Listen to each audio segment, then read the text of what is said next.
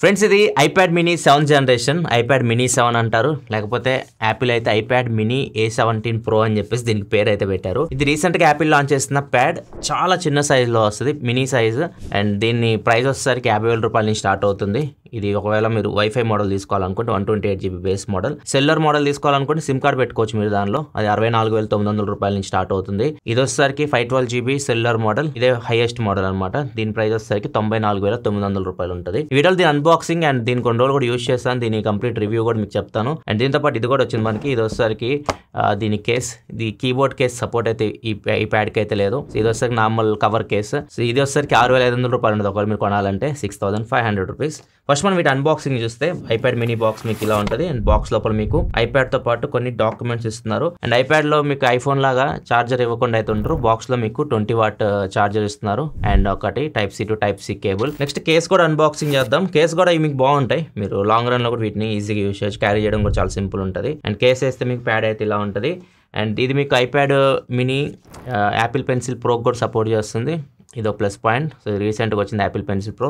ఇప్పుడు ఈ చిన్న ట్యాబ్ ఈ పెన్సిల్ కే సపోర్ట్ చేస్తుంది, పెన్సిల్ సైజ్ లోనే ఉంది చూడొచ్చు, అంత చిన్న ఉంది ఇది. ఫస్ట్ మనం ఈ ట్యాబ్స్ కంప్లీట్ స్పెసిఫికేషన్ చూద్దాం, తర్వాత నా ఎక్స్పీరియన్స్ మీతో షేర్ చేసుకుంటాను. దీని సైజ్ వచ్చేసరికి 8.3 ఇంచ్ డిస్ప్లే, ఇది resolution close to 2K resolution తో వస్తుంది. అండ్ ప్రాసెసర్ వచ్చేసరికి యాపిల్ A17 Pro ప్రాసెసర్ మీద రన్ అవుతుంది. అండ్ ర్యామ్ 8GB ర్యామ్ తో వస్తుంది. బేస్ మోడల్ స్టోరేజ్ 128GB తో స్టార్ట్ అవుతుంది. అండ్ దీనిలో కెమెరాస్ వచ్చేసరికి back side front side 12 megapixel cameras ఉంటాయి. అండ్ బ్యాటరీ వచ్చేసరికి 19.3 Wh బ్యాటరీతో వస్తుంది, క్లోజ్ టు 5078 mAh బ్యాటరీ అనుకోండి. ఇంకా సో ఆ రేంజ్ బ్యాటరీ అయితే దీనిలో మీరు ఉంటుంది. ఇవి దీని స్పెక్స్ అయితే. దీనికి మనకి last generation iPad mini 6 generation కి మెయిన్ డిఫరెన్స్ వచ్చేసరికి అది A15 ప్రాసెసర్ తో వస్తుంది, ఇది A17 Pro ప్రాసెసర్ తో వస్తుంది. అది Apple pencil 2nd generation support చేస్తుంది, ఇది వచ్చేసరికి యాపిల్ పెన్సిల్ ప్రో సపోర్ట్ చేస్తుంది. అది బేస్ మోడల్ 64GB తో స్టార్ట్ అయితే దీని బేస్ మోడల్ వచ్చేసరికి 128GB తో స్టార్ట్ అవుతుంది. ఇట్లా కొన్ని చేంజెస్ చేసి తీసుకొచ్చారు. దీని మెయిన్ వీల్ తీసుకొచ్చింది A17 Pro ప్రాసెసర్ పెట్టేసి 8GB ర్యామ్ చేసి. ఇవన్నీ ఎందుకు చేస్తున్నారంటే యాపిల్ ఇంటెలిజెన్స్ ఉంది కదా, యాపిల్ ఇంటెలిజెన్స్ ఫీచర్స్ దీనికి సపోర్ట్ తీసుకురావడానికి. యాపిల్ ఇంటెలిజెన్స్ ఫీచర్స్ మీకు A17 Pro above processors and M1 chips ఉంటాయి కదా, M1 అండ్ అబోవ్ ప్రాసెసర్స్ కి సపోర్ట్ చేస్తుంది ఐప్యాడ్స్ లో, మ్యాక్బుక్స్ లో. మెయిన్ ఇప్పుడు యాపిల్ ఫ్యూచర్ లో వచ్చే యాపిల్ ప్రొడక్ట్స్ అన్ని యాపిల్ ఇంటెలిజెన్స్ సపోర్ట్ ఉండేలా చూసుకుంటుంది. ఫస్ట్ దీనిలో నాకు నచ్చినవి మాట్లాడదాం, తర్వాత నాకు నచ్చినవి ఓవరాల్ గా ఇది తీసుకోవచ్చు ఐప్యాడ్, ఇవన్నీ మనం వీడియోలో చూద్దాం.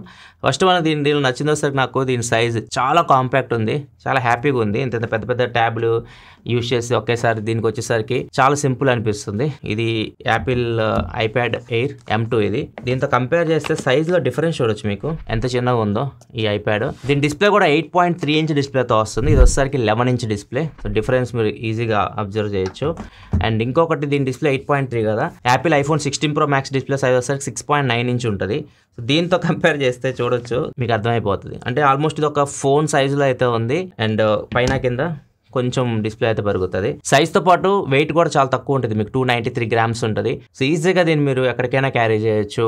అండ్ నోట్స్ తీసుకున్నప్పుడు కూడా చాలా బాగుంది. ఇది చిన్న సైజ్ కదా, మనం ఇట్లా పెట్టేసుకొని సింపుల్గా నోట్స్ అయితే తీసుకోవచ్చు.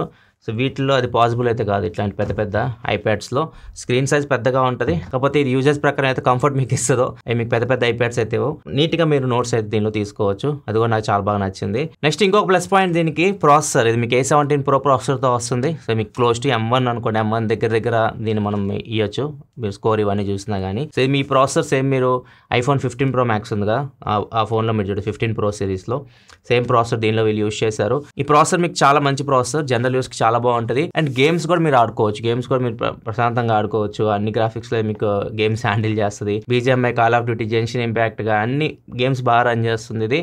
అండ్ దీనిలో ఇంకో ప్లస్ పాయింట్ ఏంటంటే సైజ్ మీకు చిన్నగా ఉంటుంది కదా, సో మీరు గేమ్స్ ఆడే వాళ్ళైతే మాత్రం మీకు ఇది బాగా నచ్చుతుంది. సింపుల్ గా ఉంటుంది, లైక్ ఒక ఫోన్ లో గేమ్ ఆడినట్లు ఉంటుంది. కాకపోతే డిస్ప్లే సైజ్ కొద్దిగా పెద్దగా అయితే ఉంటుంది. కాకపోతే మైనస్ ఏంటంటే దీనిలో గేమింగ్ ప్రకారం దీనిలో మీకు refresh rate 60Hz refresh rate display కాబట్టి సో మీరు 60 FPS వరకు గేమ్స్ అయితే మీరు ఆడగలరు. మీరు 90 FPS సపోర్టెడ్ గేమ్స్ కానీ 120 FPS గేమింగ్ ఆడాలంటే ఆడలేరు. అంతేకాదు మీకు కన్సోల్ గేమింగ్ కూడా సపోర్ట్ చేస్తుంది. రెసిడెంట్ ఈవిల్ ఇట్లాంటి గేమ్స్ ఉంటాయి కదా, అట్లాంటి గేమ్స్ కూడా దీనిలో మీరు ఆడాలనుకుంటే ఆడుకోవచ్చు. గేమ్స్ మీరు ఎక్కువగా ఆడుతున్నప్పుడు మాత్రం కొంచెం బ్యాక్ సైడ్ అయితే మీకు వామ్ అయితే అనిపిస్తుంటుంది, మీకు ఇక్కడ కాలుతున్న ఫీలింగ్ అయితే ఉంటుంది.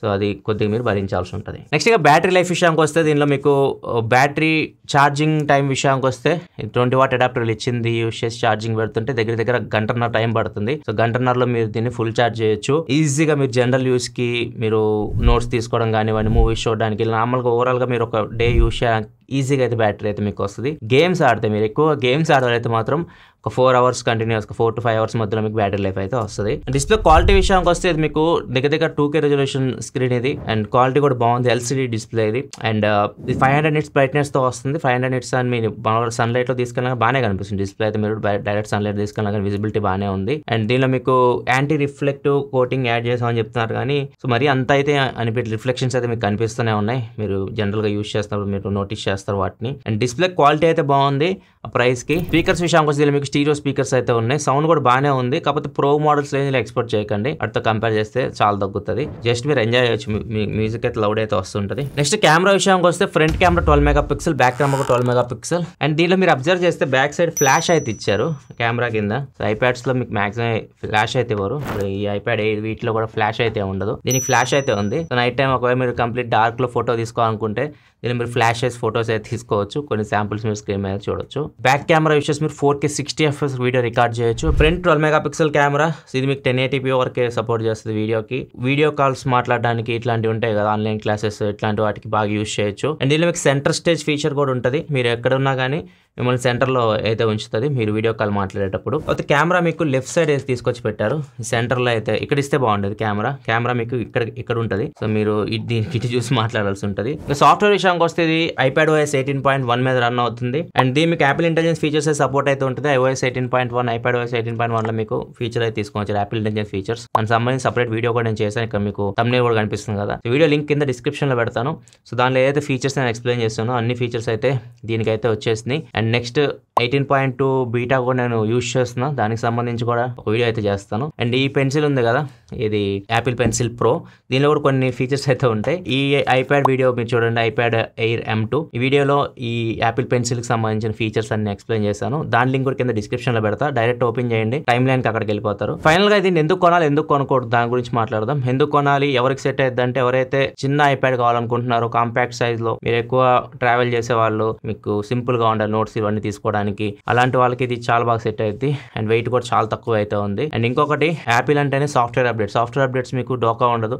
5-6 సంవత్సరాలు మీకు ఈజీగా సాఫ్ట్వేర్ అప్డేట్స్ అయితే దీనికైతే వస్తాయి. ఇంకొకటి బేస్ మోడల్ 128GB తీసుకొని వచ్చారు, అది కూడా ఒక ప్లస్ పాయింట్. ఒకవేళ మీరు గేమ్స్ ఆడాలనుకున్నా కానీ చిన్న సైజ్ ట్యాబ్ కావాలి, లాంగ్ అవర్స్ మీరు గేమ్ ఆడాలి, చేతులు పెయిన్ లేకుండా అన్నా కానీ ఈ ట్యాబ్ అయితే సెట్ అయ్యింది. ప్రాసెసర్ మంచి పవర్ఫుల్ ప్రాసెసర్ తీసుకొని వచ్చారు, A17 Proతో వస్తుంది. సో ఇవన్నీ దీనికి ప్లస్ పాయింట్స్ ఒకవేళ మీరు తీసుకోవాలనుకుంటే. అండ్ ఎందుకు కొనకూడదు అంటే మాత్రం మైనస్ విషయానికి వస్తే మాత్రం సో ఇది మీకు ప్రైస్ చాలా ఎక్కువ పెట్టారు. ప్రైస్ 50,000 రూపాయలు ఇది వైఫై మోడల్. సో ఆ ప్రైస్ కి ఇంకొక 5,000 అట్లా యాడ్ చేస్తే మీకు ఇది వచ్చేసింది iPad Air M2, ఇంకా పవర్ఫుల్ ప్రాసెసర్తో వస్తుంది. పెద్ద సైజ్ డిస్ప్లే కావాలనేది మీకు సెట్ అయ్యింది. దీనిలో కూడా యాపిల్ పెన్సిల్ ప్రో సపోర్ట్ అయితే ఉంటుంది. అండ్ దీనిలో కెమెరా ఇందాక చెప్పా కదా సెంటర్లో అయితే ఉంటుంది. సో ఇదొక ప్లస్ పాయింట్ దీనికి.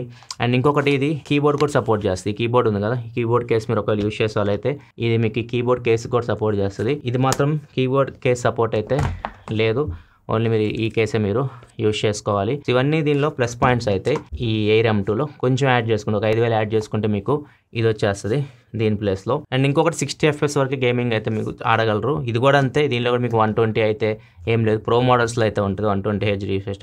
యాపిల్ ఇది ఆలోచించాలి, నెక్స్ట్ జనరేషన్ అన్ని కొద్దిగా రిఫ్రెష్ రేట్ అప్గ్రేడ్ చేస్తే బెటర్. ఈవెన్ iPhone 16 Plus కానీ బేస్ మోడల్స్ కూడా ఇప్పటికి కూడా 60Hzలోనే ఉన్నాయి. సో ఫ్యూచర్లో దాన్ని 90Hzకి తీసుకెళ్ళినా base models better. 120 FPS 120Hz అవన్నీ టాప్ మోడల్కి ఉంచినా కానీ బేస్ మోడల్స్ 90 వరకు తీసుకెళ్తే బెటర్ అనిపిస్తుంది నాకు.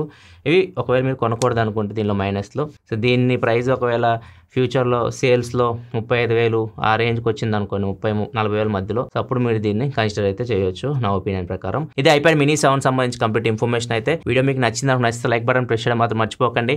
మరిన్ని వీడియోస్ కోసం మన ఛానల్ సబ్స్క్రైబ్ చేసుకొని ఫాలో అవుతుండండి. Thanks for watching. Bye by.